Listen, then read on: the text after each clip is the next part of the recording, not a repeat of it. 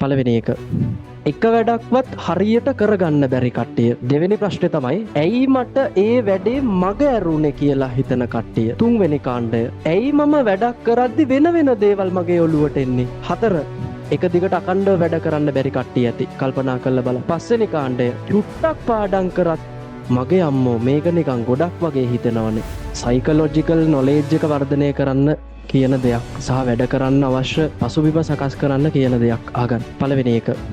එක වැඩක්වත් හරියට කරගන්න බැරි කට්ටිය. පාඩම් කරන්න ගන්නවා. පාඩම් කරන්න පටන් ගන්නේ ICT වල පළවෙනි පාඩමේ. හැබැයි ඒක පාඩම් කරන්න යද්දි ඔළුවට එනවා accounting වල අරක තියෙනවා. නැත්නම් ජැපනීස් වල අරක පාඩම් කරන්න තියෙනවා. අර homework එක තියෙනවා. ඒකෙන් shift වෙනවා ඊට පස්සේ ඒකට. ඒකෙන් shift වෙනවා ඊට පස්සේ තව එකකට. ඕකෙන් ඊට පස්සේ ෆෝන් එක. ෆෝන් එකෙන් ඊට පස්සේ TV එක.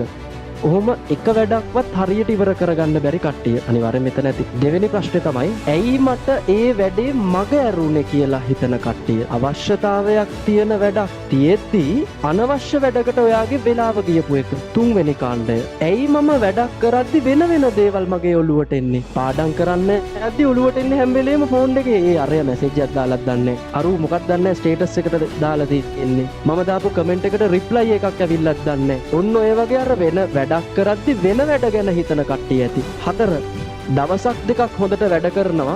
නෑ අද හොඳ මොටිවේෂන් එකක් දුන්නම අද වැඩ කරනවා. හෙට නෑ ඉන් අනිද්දා මොකුත් වැඩක් වෙන්නේ නෑ. එක දිගට අකණ්ඩව වැඩ කරන්න බැරි කට්ටිය ඇති. කල්පනා කරලා බලන්න. පස්වෙනි කාණ්ඩය චුට්ටක් පාඩම් කරත් මගේ අම්මෝ මේක නිකන් ගොඩක් වගේ හිතනවනේ. පිටුවක් දෙකක් බැලුවත් ඇති. සමහරුන්ට හිතනවා අම්මෝ මාර ගොඩක් මම පාඩම් කරා දැන් නම් ඇති. තව පාඩම් කරන්න බෑ. පොඩි වැඩක් කරත් ලොකු මහන්සියක් දැල්න කට්ටිය. ඕකට සයිකොලොජිකලි ඔයාට ගන්න පුළුවන් විවිධ පියවර තියෙනවා. මේ ටික හොඳට ඔළුවේ තියාගෙන ඉන්න. වැඩ කරද්දී අනිවාර්යෙන් මේවා යූස් කරන්න. එකක් තමයි එක වැඩකට විතරක් ෆෝකස් කරන්න ළමයි. Focus on one task. ඔයාගේ මොළය මල්ටි ටැලන්ටඩ් මේ මල්ටි ටාස්කින් කරන්නේ නැහැ ළමයි. මොළය හැම වෙලේම ෆෝකස් කරන්නේ එක වැඩකට විතරයි. වැඩ කීපයක් කරන්න කැමති නැහැ මොළේ. එහෙනම් ඔයා මුලින්ම පාඩම් කරනවා නම් පාඩම් කරන්න ගියාට පස්සේ ඔළුවට කියාගන්න මම අද බලන්නේ මෙන්න මේකේ මෙන්න මේ පිටු ටික.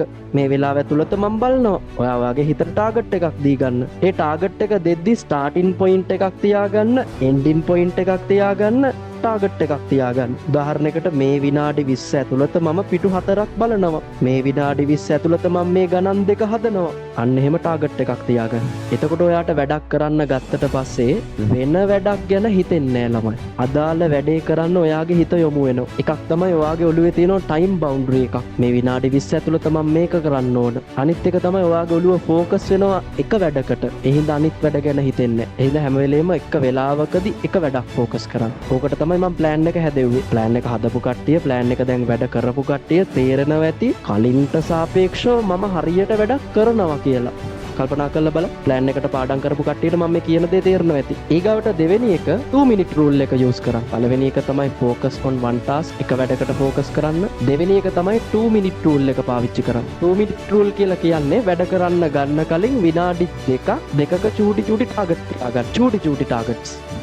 විනාඩි 20ක් ඇතුළත සම්පූර්ණ පිටු 4ක් බලනවා. ටියුට් එකේ භාගයක් බලනවා. ඒකෙදිත් විනාඩි 2න් ඔයා චූටි චූටි ටාගට් තියාගන්න. පළවෙනි ඡේදය මම මේ විනාඩි 2ේදී බලනවා. වල්ලා තේරුම් ගන්නවා. ඊළඟ විනාඩි 2ේදී අරක බලනවා. එහෙම හදාගන්න. ඒක තමයි 2 minute rule එක කියන්නේ. එතකොට කම්මැලි වෙන්නේ නැහැ. මොකද ඔයාට එතකොට අර ඔයා විසින්ම ඔයාගේ හිතට චැලෙන්ජ් කරගන්න ඕනේ ළමයි. අපේ හිත මාර කැමති චැලෙන්ජස් වලට. දේවල් නිකන් ලැබෙද්දි අපේ හිත ආස නැහැ. චැලෙන්ජස් වලට මාර විදියට කැමති. ඒකනේ අපි කම්පියුටර් ගේම්ස් වලට ඇඩික්ට් වෙන්නේ. ගේම්ස් වලට මිනිස්සු ඇඩික්ට් වෙන්නේ ඒකනේ ගේම් වල තියෙන චැලෙන්ජ්. ඒ පාඩම් කරන එකට ඇඩික්ට් වෙන්නේ නැත්තේ. මේක කරන්න ආස හිතෙන්නේ නැත්තේ. නිකන් ඔහෙ තියෙන දෙයක් නිසා චැලෙන්ජ් එකක් නැහැනේ මේකේ. අන්න ඒකයි කේස් එක. ඒක 2 minute rule එක යූස් කරමු.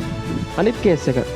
අර වැඩ එක වැඩකින් තව වැඩකට ඔළුව මිස් වෙන කට්ටිය. ඒ කට්ටියගේ ප්‍රශ්නේ තමයි ගොඩක් දුරට ලොකුම ප්‍රශ්නේ තමයි ඔයාලගේ ඩොපමින්. සමහරනේ අපේ ඇඟ කැමති ඉක්මනින් ඩොපමින් ගන්න. ඩොපමින් කියලා කියන්නේ ඔයා අර තෘප්තිමත් වෙන දෙයක් කරාට පස්සේ ඔයාගේ ඔළුවෙන් ස්‍රාවය වෙන හෝමෝනයක්. වැඩක් ඒ කියන්නේ ඔයා කැමති චොක්ලට් එකක් කන්න. දැන් ඔන්න ඔයාට චොක්ලට් එකක් කන්න කටේ කෙල බේරෙනවා. රහ එනවා. කන්න ඕන කිට් කැට් එකක් කන්න ඕන.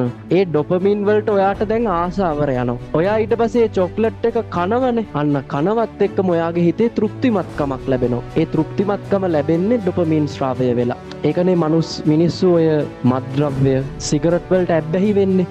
මොකද හේතුව? මුලින් ගහද්දි ඇත්තටම ලොකු ඇබ්බැහියක් නෑ. 2 3 4 5ක් ගහද්දි තේරෙනවා මේකෙන් පොඩි චිල් එකක් තියෙනවා කියලා. මේකෙන් පොඩි චිල් එකක් තියෙනවා කියලා. ඊට පස්සේ මොලේ ඒකෙන් අර සිගරට් එක ගැහුවට පස්සේ ලැබෙන ඩොපමීන් වලට මොලේ ඇබ්බැහි වෙනවා. මොලේ ඊට පස්සේ අර හැම දවසකම වගේ නිකොටින් ඇඟට ලැබුණට පස්සේ ලැබෙන ඩොපමින් ස්‍රාවයට කැමති වෙලා හැම වෙලේම අර ඔළුවට දෙනවා දැන් සිගරට් එකක් ගහමුනේ. හරි ගැහුවා. ආයෙ ඩොපමින් ආවා. ආයෙ දැන් සිගරට් එකක් ගහමුනේ. ආයෙ ඩොපමින් ආවා. ඔහොම ඇබ්බැහියක් තමයි වෙන්නේ. නරක ඩොපමින් ඕවා. දැන් උදාහරණයකට ඔයාලා සිගරට් ගැහුවේ නැතත් කල්පනා කරලා බලන්න. පාඩම් කරන්නද විනාඩි 5ක් කැමති, Facebook යන්නද විනාඩි 5ක් කැමති? බහුතරයක් කැමති Facebook යන්න. ඇයි? ඉක්මන් ඩොපමින් නේ. පාඩම් කරාම ලැබෙන දෙයක් දැන් තේරෙන්නේ නැහැ. ඒක ඩිලේ ඩොපමින් එකක්.